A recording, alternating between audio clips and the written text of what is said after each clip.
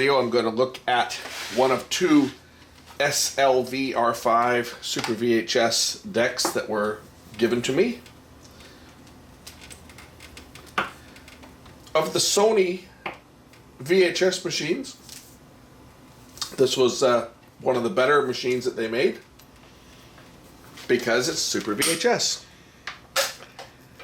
It's got the nice fake wood side panels on it.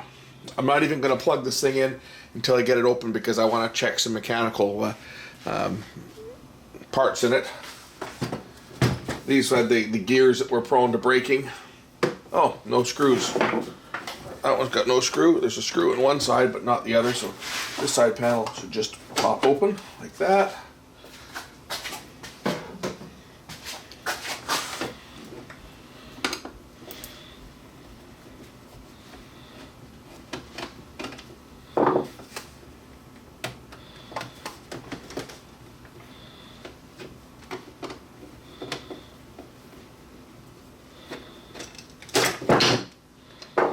Special screws to hold the side panels on.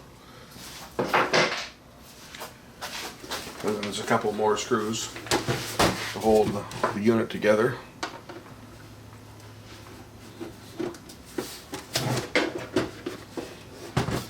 There were a couple major common problems with these units. One was the mechanism that would get gummed up and jam up like all the Sony VHS that used this chassis. Another big problem these ones had was the power supplies had a tendency to blow up due to bad element capacitors being in them.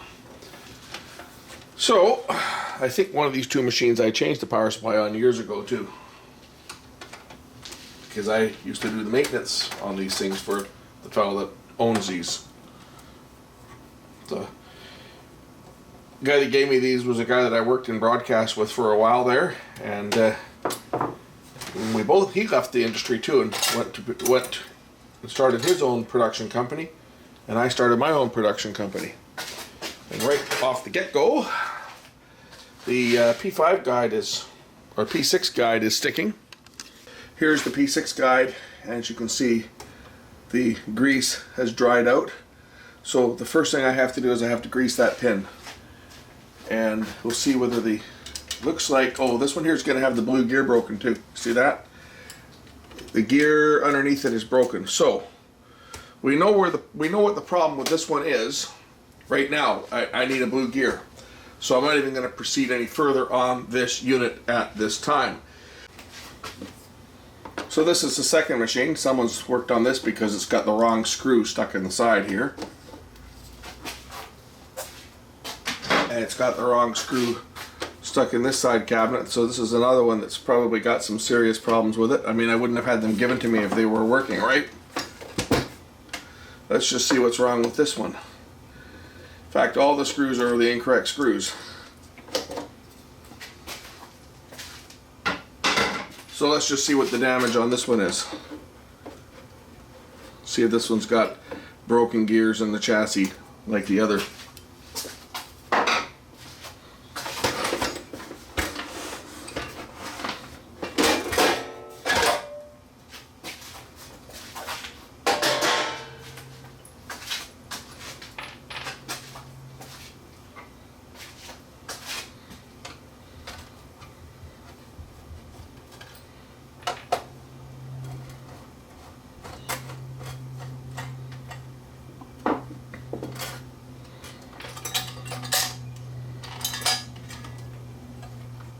Well, this one doesn't appear to have a broken gear, and the guide post is not frozen on this one. Let's just see whether this one will actually power up. Okay, let's turn on the power and see what happens. We have no power. This one may have a power supply problem.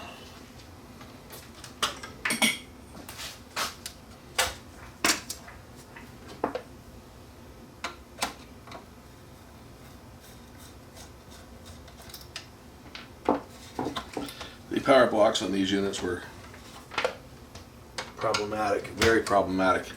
Capacitors that pissed all over the board were very common on these machines.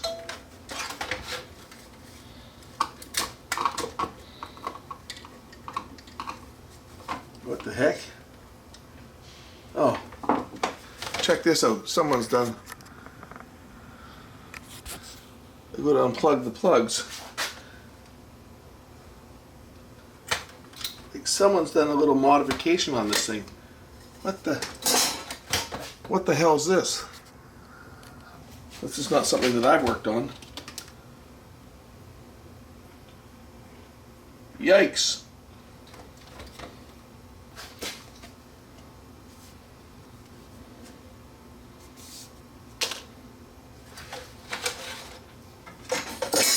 Take a look at this power supply. This doesn't look good.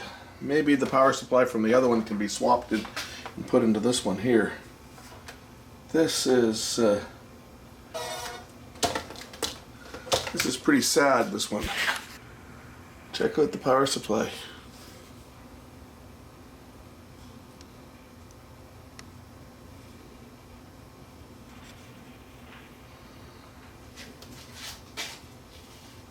Like, what's with this wire that someone just scabbed on there and stuffed into the pin? It's like the pin is burned off. Huh. That's really bad, that. Let's just take the top off this thing and look at the actual capacitors on this thing and see how many of them have blown up. OMFG. Unbelievable. Look at what someone's done to this power supply. Yeah, whoever serviced this thing didn't know what the heck they were doing. There's a screw just sticking out through the bottom here. What the?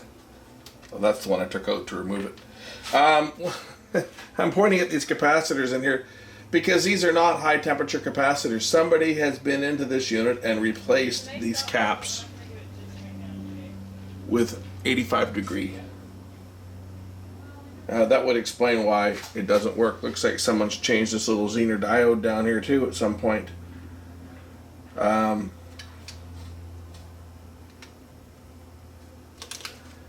This capacitor over here is all burnt up. It's actually changing color. This power supply needs every cap in it replaced.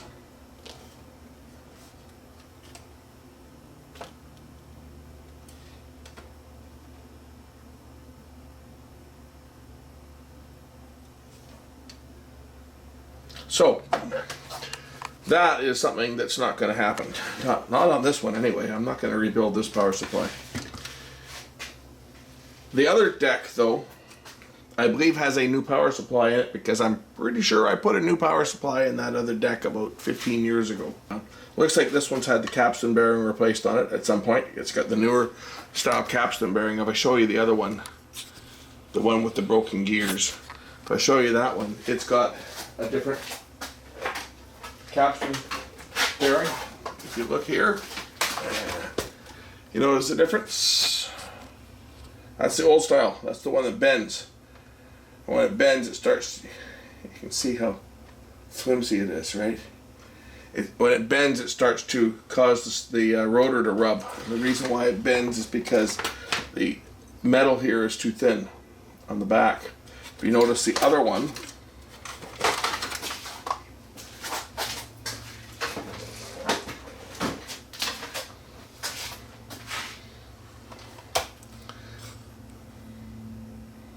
you notice this one, this metal is a little heavier gauge behind here. So this one doesn't flex. See, the other one will flex quite a bit. This one doesn't flex as much under the pressure. What I'm going to do is I'm going to pull the power supply out of the other one and plug it into this and see if this one will work with the other power supply, which I don't even know if that other power supply works. One thing is certain though, this one here is blown. Okay, this is the new one. This was a factory replacement power supply. Looks like that resistor here might have been a little bit warm, doesn't it? It's almost kind of, it's a bit discolored. It's supposed to be green. So this one may have a problem too, but let's see whether this one works before I go any further. Let's see if this power supply actually does anything. Okay, power supply is just plugged in. Let's turn it on and see what happens. What a coincidence. My phone dinged at the same time as I turned on the power. But I have no power. So this one's power supply is not working either. Interesting.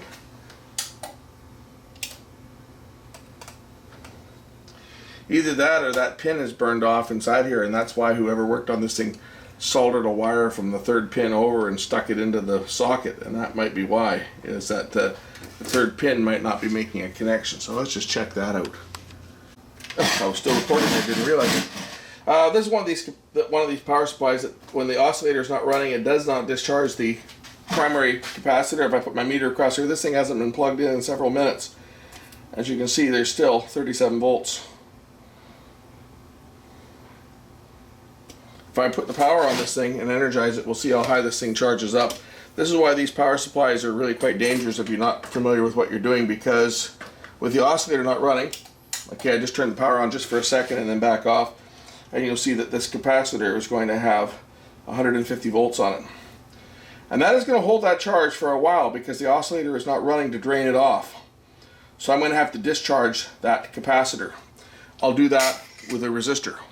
So I just do this by connecting a resistor across the main filter.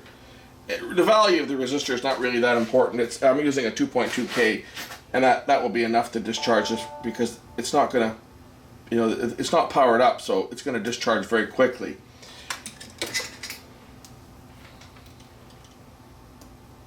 I'm down to 5 volts now, you see. So now I'm safe. And if I want to make sure that there's nothing at that, I mean, I could have just taken my my needle nose pliers, which is what we used to do in the business. We used to just take the needle nose pliers and just go like that and discharge it completely. That way there's no power in it, it's safe.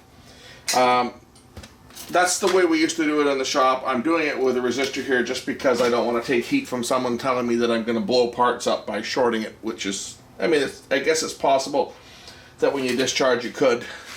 Never has happened to me, but it's always possible. So I did it the right way, using a resistor just to drain the power off. That way this thing is safe now to touch. If I had touched that capacitor when it was charged, you would have seen me jump. Okay, first thing I want to check is to make sure that the switching transistors here are not, I think this one uses an IC. It's not just transistors, it's actually an IC module. So hopefully that's not blown.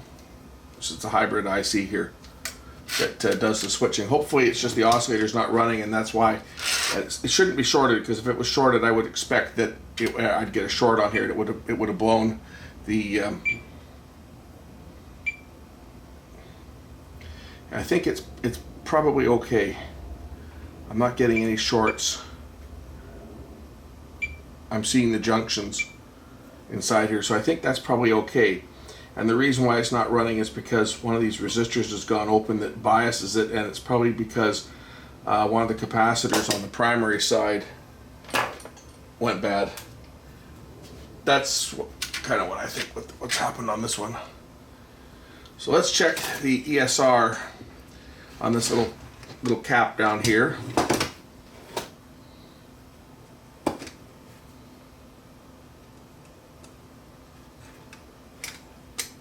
Where the heck is it?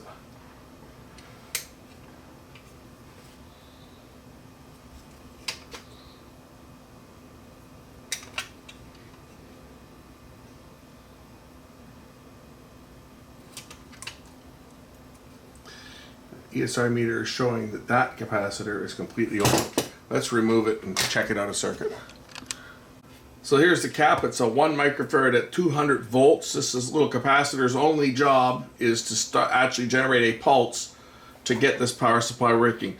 1 microfarad at 200 volts should have, I mean, it should actually could be quite high. It could be as high as 20 ohms for 250 volt. But this one here is completely open. Like nothing at all. This capacitor is completely open. Let's go find a new one. So say the job of this capacitor is just when you first plug it in, it gets a pulse as it charges, and it kicks it. It's the kickstart capacitor basically, or the bootstrap capacitor is sometimes called. Just provides an initial pulse to get the oscillator running, and then it's done. So let's find another one, and I'll of course find another high temperature. 1 microfarad, 200 volts. I may be lucky and have one of that rating. I've got my Variac set for about 60 volts, I guess.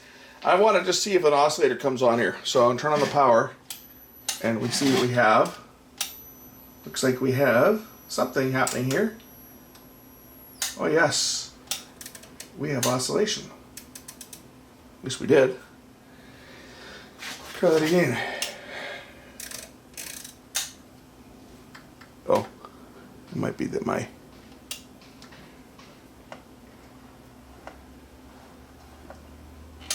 connection's not being made. Anyway, we had oscillation. That's a good sign. That means that the oscillator was running.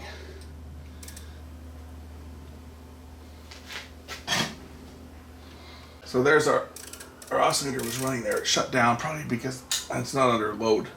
But at least it's not going kaboom. So that means I can proceed to put the, I'm going to check for any bad solder connections and we'll put the shield back on it and I'll test it out at full power. But it's not, we don't have any shorts or anything. The oscillator's running, which is good. That's a good sign.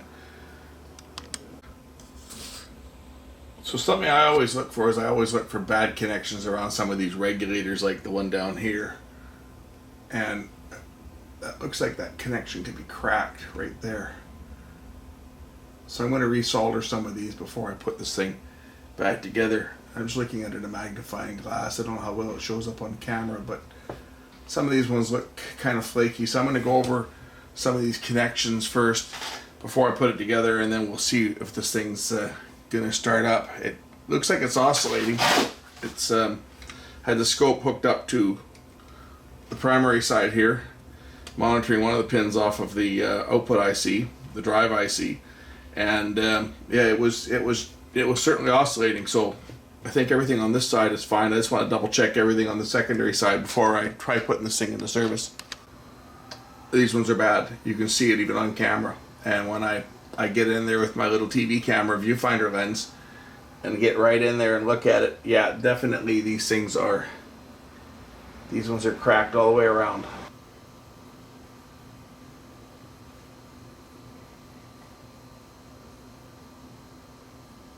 So this power supply is an optical feedback system. Here's the optocoupler here. So basically how that works is when the power supply is running, there's light being produced in the LED side of this optocoupler. That light varies depending on the voltage. The higher the voltage, the brighter the light is going to shine. And the light shines across to the phototransistor junction. The more light that hits the phototransistor, the more the phototransistor will conduct, and that provides a feedback loop to the oscillator circuit to change the frequency of the oscillator. By changing the frequency of the oscillator, it causes the transformer here to go in and out of resonance. The closer it comes to resonance, the higher the voltage. The further away from resonance, the lower the voltage. So you change the frequency of the oscillator, that changes the efficiency of the transformer, that affects the output voltage, and that is how the switching power supplies work. A problem with the early Panasonic designs, wait for that motorcycle to go by, that car. Panasonic's earlier designs, they had the reference was on the wrong side of resonance. Say your transformer is resonant at, let's just say 70 kilohertz. And when you want your voltage to go up, you move your frequency close to resonance. If you want your voltage to go down, you move your frequency away from resonance. What happened on a lot of the earlier Panasonic VCRs with switching power supplies is they were operating on the lower side of resonance. So in other words, to drop the voltage, they would drop it from 70 kilohertz to say 60 kilohertz or 55 kilohertz. And if they wanted to bring the voltage up, they would bring it closer to 70 kilohertz. The problem that happened was when the capacitors in the oscillator side started to dry out, the oscillator started to drift up in frequency. And even though the LED was lit up full brightness, screaming, voltage is too high, lower the voltage, and the phototransistor was conducting at maximum, the components drying up, the capacitors, the electrolytics drying up on the primary side couldn't change the frequency. They were just drifting on their own. And eventually the voltage would get higher and higher and higher and higher with no way to control it. Until one day, there was a pop and a bunch of smoke. And we get the VCRs in for service, and every IC inside the set had a hole blown in it. We couldn't figure out why. It's like, what the hell happened here? Did this thing get hit with lightning? Nope. Power supply went south. Panasonic figured out that problem pretty quick. They had no secondary protection. The fix to that was to put a Zener diode across the output so that if the voltage went beyond, I think it was on the 12 volt rail, they put a 15 volt Zener. If the voltage went beyond 15 volts, that Zener would commit suicide and dead short. Would avalanche, go into a short condition. That would overload the power supply and blow the power supply, blow the chopper transistor out, but it would save the rest of the machine. And of course, in later designs, they changed the operation so that the frequency was operating around 80 kilohertz. And they would drop the frequency to increase the voltage and raise the frequency to reduce the voltage. And that way, when parts started to dry out, the voltage actually started to drop. And we didn't have that problem with the exploding VCRs. But I remember when those caps started to go, I must have had 10 VCRs in a week that every IC had a big hole burned in it, and they were write-offs. And yeah, we were doing a lot of damage control on that. Okay, we'll now put the safety barrier back in place.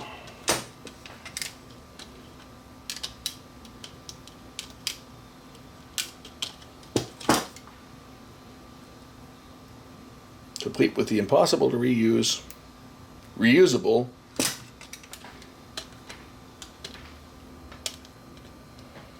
standoffs. That's it, little clip. There we go. Put that in there. Push that down. That'll keep that piece from coming apart. We'll put the bottom cover on it. Okay, we'll turn on the power supply and just see if we've got any voltages coming out here. Oh, my plug isn't working now.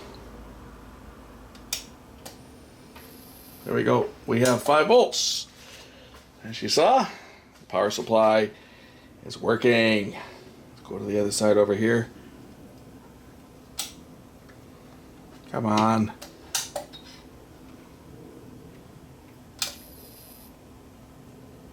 There we go. We have 5 volts.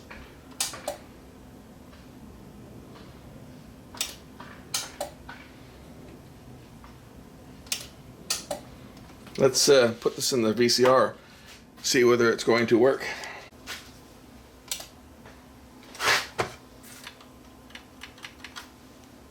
Got nothing so far. Very funny, very funny. Might help if I plug it in. Now, let's see if we got power.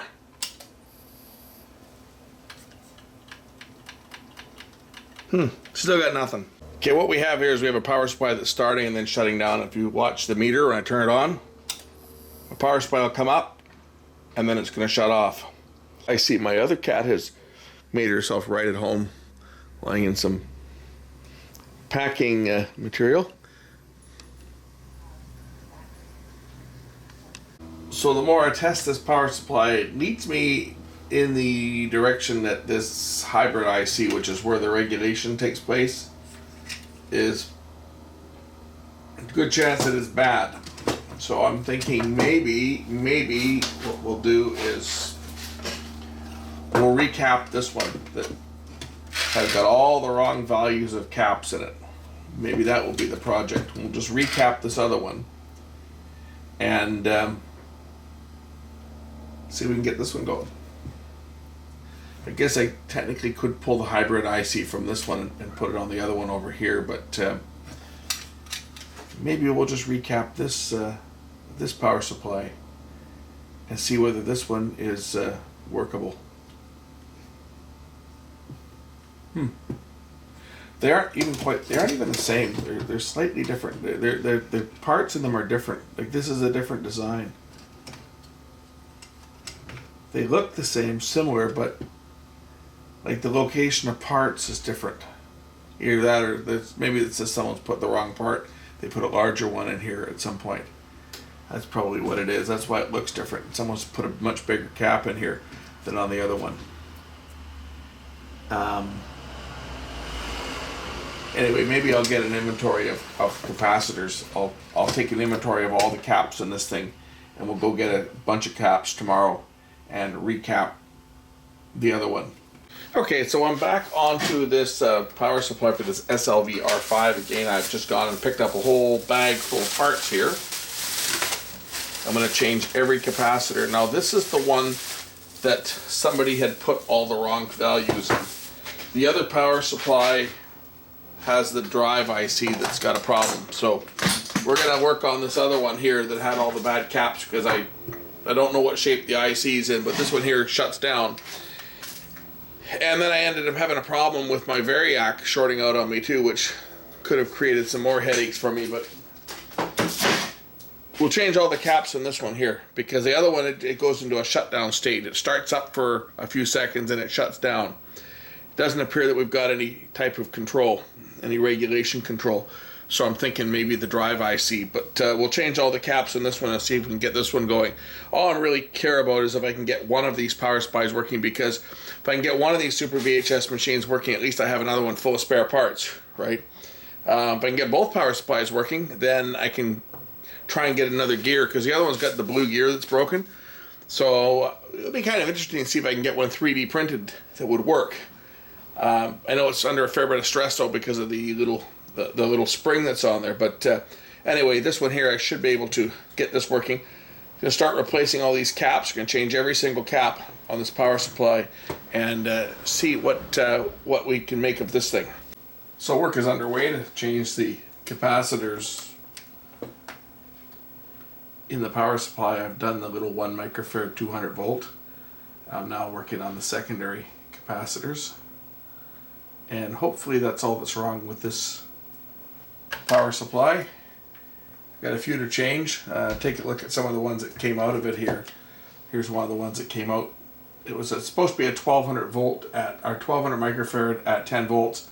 Someone had put a 16 volt 1085 degree cap in there, and the other one was, this was supposed to be a 1 microfarad at 200 volts, and somebody had put a 1 microfarad 350 volt cap in place, and this one's all dried out. It's discolored, it's gotten so hot. I don't know who did the work on this before. It'd be interesting. I'm sure that the shop that did this work is probably no longer in business, as so many of them have shut down, but this is the type of work that we used to see. When at the shop that I worked at, we would see stuff that would come in that had been to other shops, and we used to get to see this type of work all the time. Say somebody's repaired that connection there.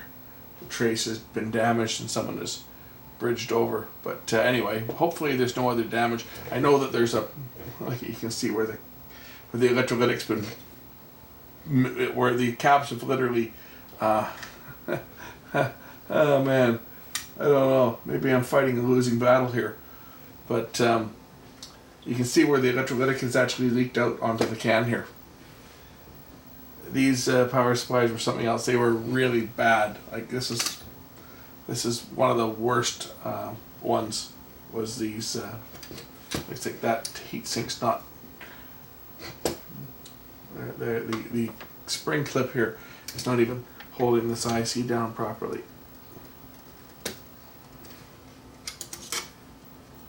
There, that's a little better. I don't know. I hope not just it's not just a futile experiment here, but we'll see. That's why originally I wanted to try and get the other power supply working, because I thought maybe it was in better shape than this one, but it appears to have a drive IC problem. I guess the worst case scenario, I could pull the IC out of this one to get the other one going, but let's see if we can get this one going by changing all the caps in it.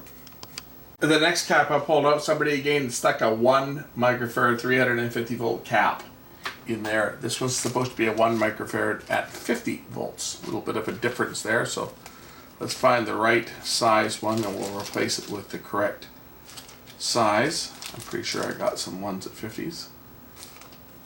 If I didn't get some, I should have some. It's a pretty common size, but 0.47. Here's my ones at 50s. This is our one at 50 right here. So we'll replace it with that one, and I'll show you a trick. So next thing, I'm going to remove C206. So I just want to give my rejuvenate my solder wick. So I'm just going to dip it into the rosin flux. Let the rosin flux get into the braid, and that'll give it a little more suction power for taking off the solder. So the next one is this one here, which will be C206. I can just lay this thing down on here. What's happened is this solder is getting kind of dry. It's probably got a lot of the electrolytic leaked into it from when these caps leaked. So this, just by doing this, freshening up the braid, and this is old braid. My new braid that I just bought probably won't have this issue, but this braid that I'm using here is probably 10 years old, if not older, and it's getting kind of dry. So that's just a way to freshen it up a bit, and it'll lift the solder right off. So then the capacitor or a component that I'm going to change, I can just turn it over, just grab it, and it'll lift right off the board. What did they put in this one here? Oh, somebody actually put a 105-degree one in. It's a Wendell capacitor. Gee, I wonder who sold them. Well, that one's getting changed out because I'm doing them all. I think there probably are a few in here that are 105 that are probably okay, but definitely the 85s have got to go, so I might as well change the other ones at the same time.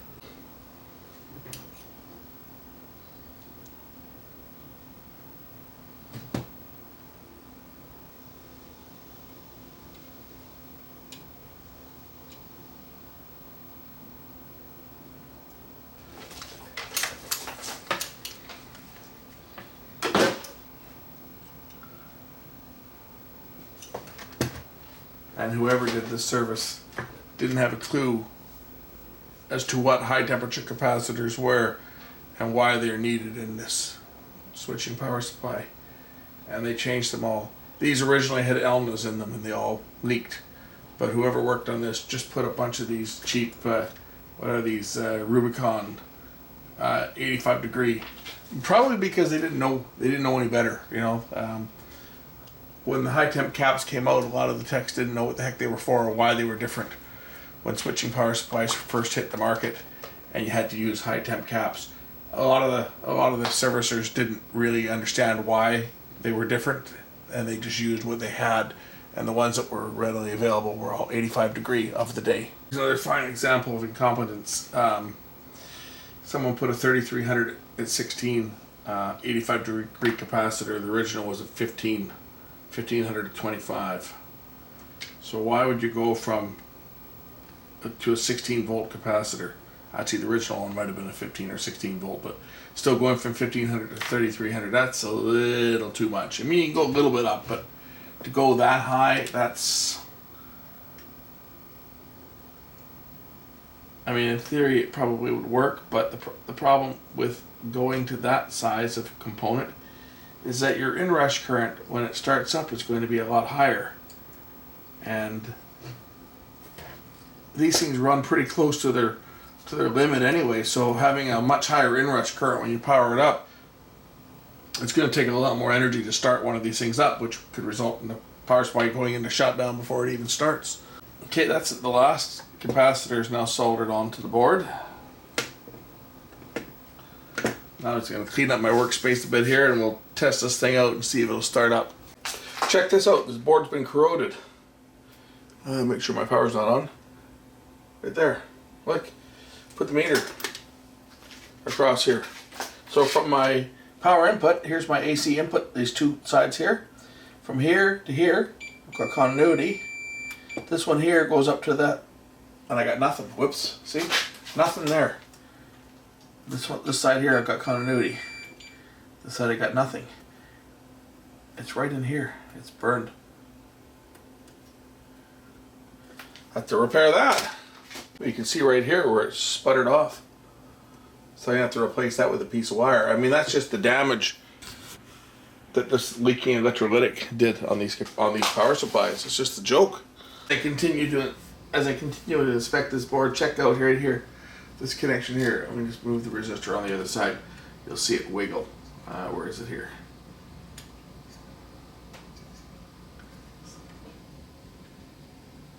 I'd say that connection's broken. What do you think? I'm checking this whole board before I power it up. I'm going to look at everything just to make sure there's no connections that are broken. I don't need this thing turning into a voltage to smoke converter, if you know what I mean. So if I fire it up, I'm getting exactly the same results as I get with the other one, with this one. When I turn it on and watch this go, it comes on for a second and it goes off. So this power supply is now behaving exactly like the other one that I suspected that the IC has gone on. So maybe the IC is not gone. I have to do some more investigating on this one and see what the heck is causing this thing to go into a shutdown. It comes on and all the voltages come on for a split second. Like for example, if I measure my the capacitor will be charged now. This is on the, where is it here? Oh, this is on this is the negative supply for the display, and it's got like minus 61 volts. Right, the capacitor is still charged on the secondary side. So my secondaries are coming up and it's just shutting off. So one thing I always disliked about this design of power supply is that if the oscillator stops, the main filter capacitor is going to stay charged. So what I've done is I'm just putting a small resistor across the main filter, and I've just picked an 82 k ohm, something that'll discharge it. So if I just fire this thing up here for a moment here, you'll see that the voltage will rise. If I don't kick my camera out of the way, voltage is going to go up. I'm only powering this thing up with about 25 volts too, so I'm not powering it up at full power right now for testing. But if I power it up, if I power it up, you'll see the voltage will go up. If I shut it off, now this resistor is going to drop the voltage, and it'll take a minute or so for it to drain out completely, but that way it keeps the power supply safe. I probably went a little high. I just picked a value of resistor that I had, probably more like around 10 or 20k would be more the size of resistor that will discharge the voltage, but this will take it down to zero without drawing much power, and I don't want to dissipate much power through it. It's only a small quarter watt resistor, so I'm keeping the value relatively high. As you can see, this will make the power supply safe. It'll discharge the power from the main filter, and that way you don't run the risk of getting a shock. So I'm going to try this power supply connected to the unit itself. All my voltages, the power supply shuts down still. It fires up and it shuts down, but I think it probably is because it's not being loaded down. So I'm going to try hooking it up to the VCR itself and see whether the unit will boot up. Now the other one would not boot up, the other power supply, this other one here. This one it won't boot up on. So this one has a problem, and I think it's probably the hybrid IC is bad on this. But this one here, I've changed all the caps on it. I've checked every component, and it looks like the components all look fine. So let's just see, let's put on the power here and see whether we can get anything. Oh, that's a good sign. Power is turned on. We're only running it at about 60 volts right now too. Let's see if this thing will actually play a tape. What do you think?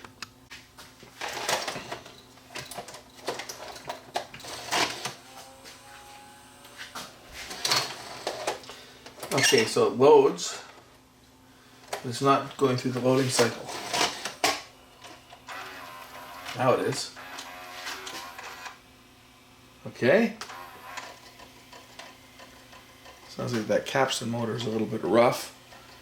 I'm not getting a picture. Okay, I have no picture, but the unit fires up. And that's a good sign. It's a very good sign. So, I have to investigate and see why I don't have a picture, but at least, hey, the power supply is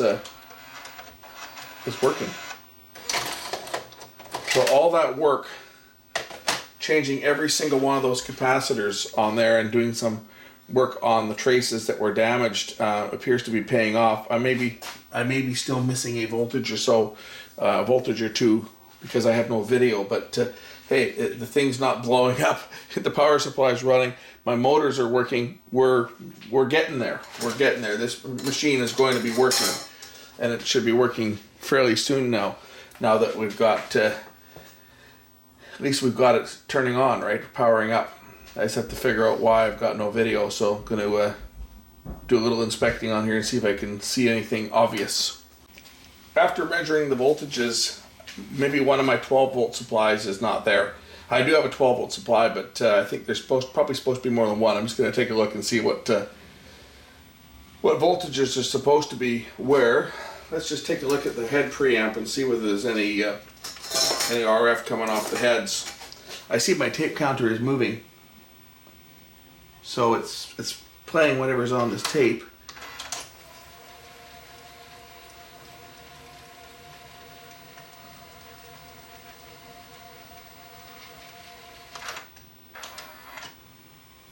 Yeah, tape counter's moving. Let's just see if there's any RF off the preamp here. That'll tell me whether we've got signal being read off the tape. Looks like there's something there, doesn't it? Where's my test point?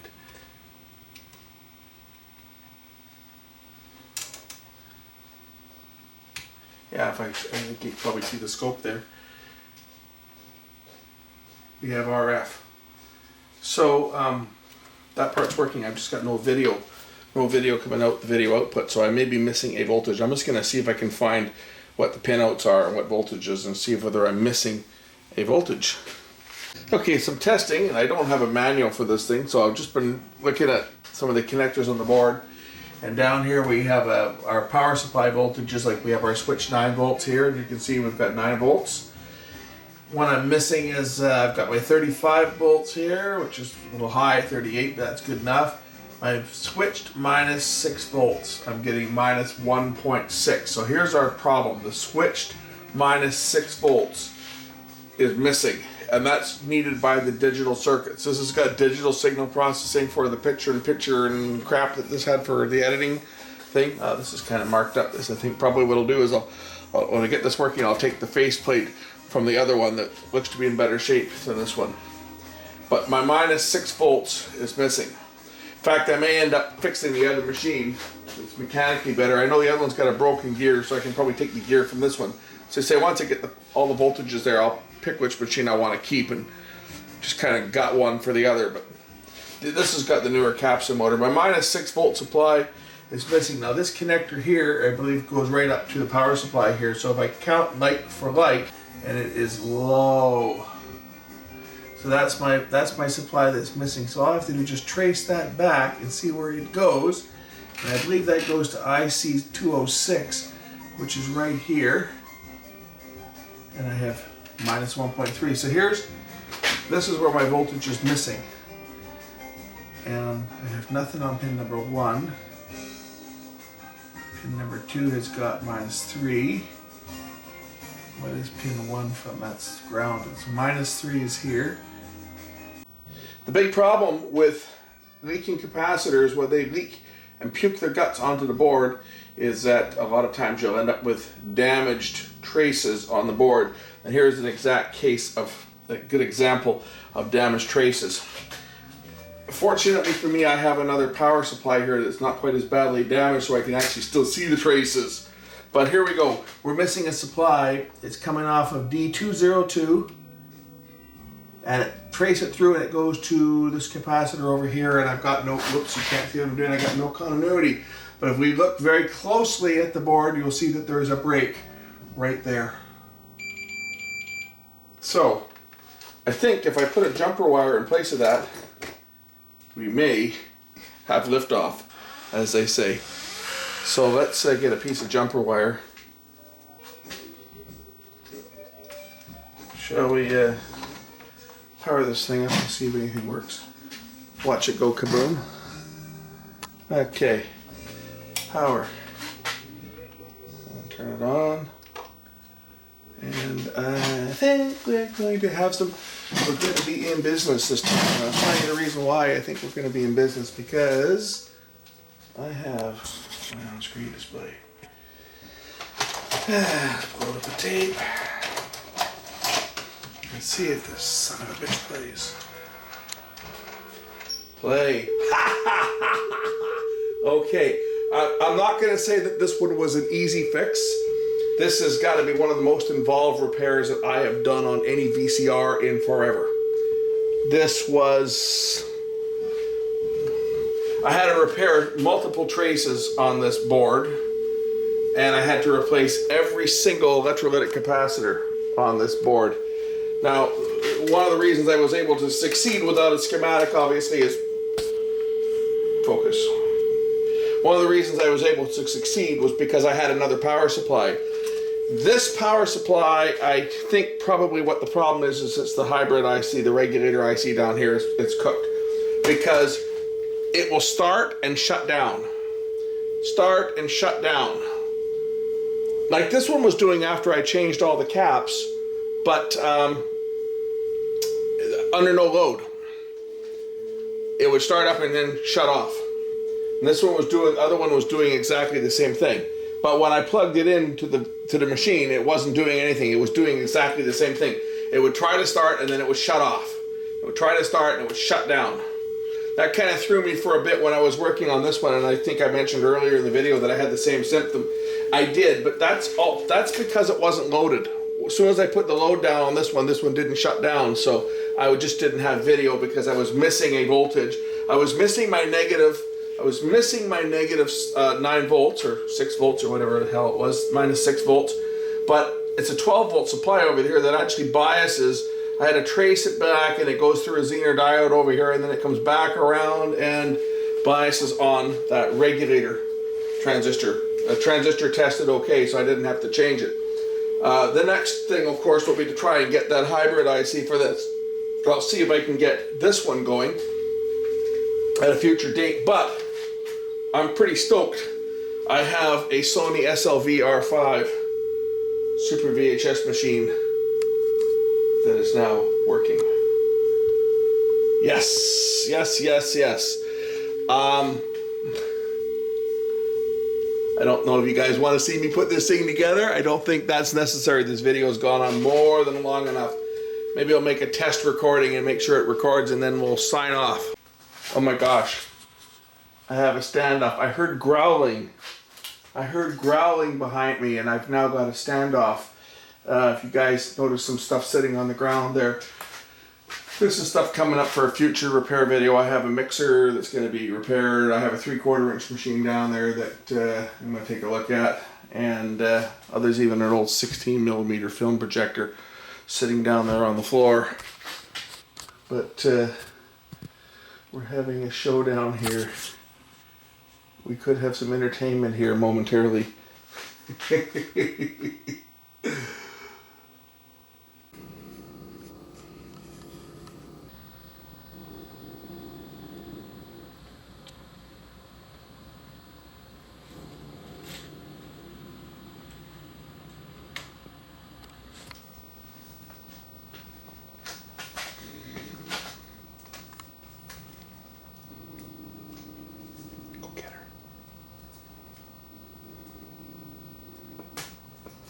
So some of you have asked me how I can generate color bars and make my test tapes. This is exactly what I use. This isn't the only camera that I've got that's got color bars on it, but this is one of the ones here that I use.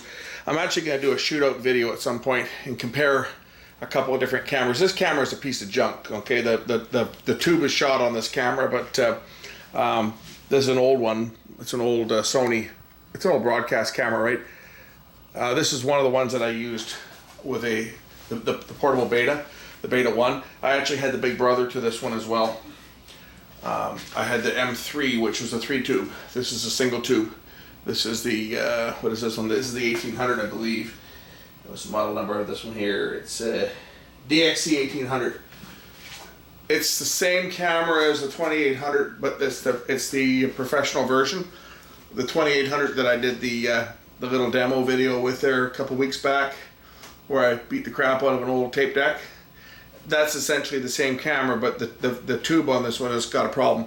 So I didn't use this one, I used the 2800.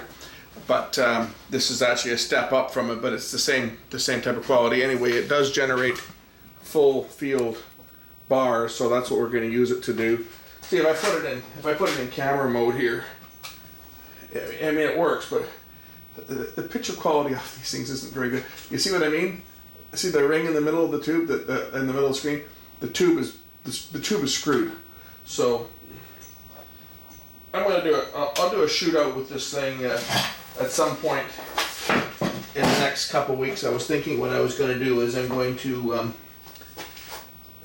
set up a bunch of analog cameras and do a shootout between the different ones, and we'll record it all onto digital tape. It'll all be done in standard definition. And to be fair, I'm not going to use a VHS or a beta recorder.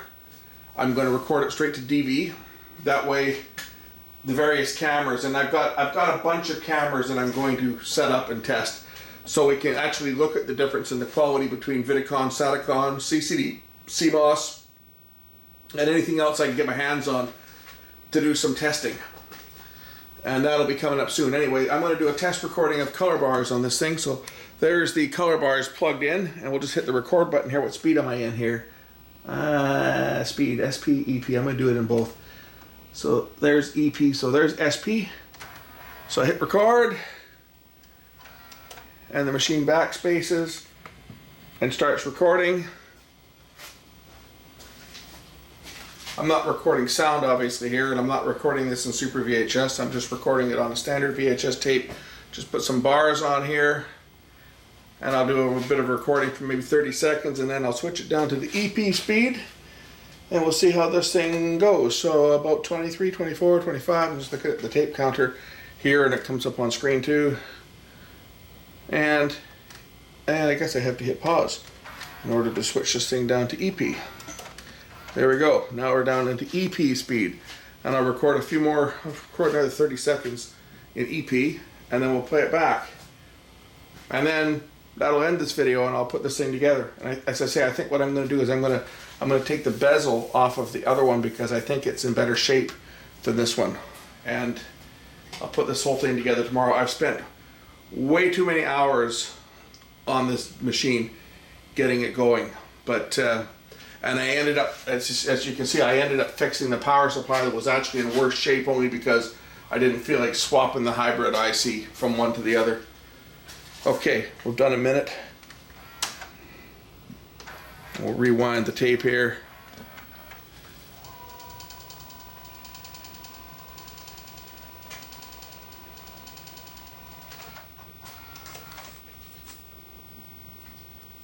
There's our playback, complete with VHS noise. VHS isn't great. It's terrible, actually. And it's even worse when it's played back on a, like if I put that on an analog monitor, it would look better. But any VHS that's played on digital decks doesn't really look great. A lot of chroma noise in there. Maybe we can tweak that out. In fact, that'll be the next thing I'll be looking at is, can I improve that picture? Because that's looking pretty sad. There's EP. A lot noisier, as you can see. But the auto tracking's just kicking in. But yeah, that's pretty noisy, that picture. Maybe we'll look into, I'm going to plug this into an analog monitor and see what it looks like. But that picture is actually quite, chroma is quite noisy. So maybe we'll do another video before I put this thing together. I'll see if I can find out why the chroma is as noisy as it is, because yeah, it's pretty bad. Especially compared to the original. Just want to see what it looks like on an analog monitor because, as you know, the digital monitors generally not as bad on the analog monitor, but it's nothing to write home about. Although color bars are always the hardest thing to record anyway. They tax the system, but anyway. That's it for this recording. That's it for this video. I think maybe I'll do a second video on this. I'm going to put the power supply back together and get all the shields in place.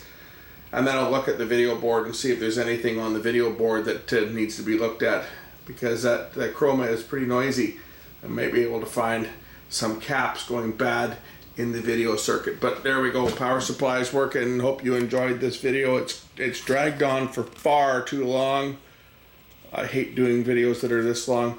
I mean, I'm going to cut a lot out, or have cut a lot out of this video, but literally I've probably got 4 to 5 hours of work on this machine to get this machine back to the condition that it's in now.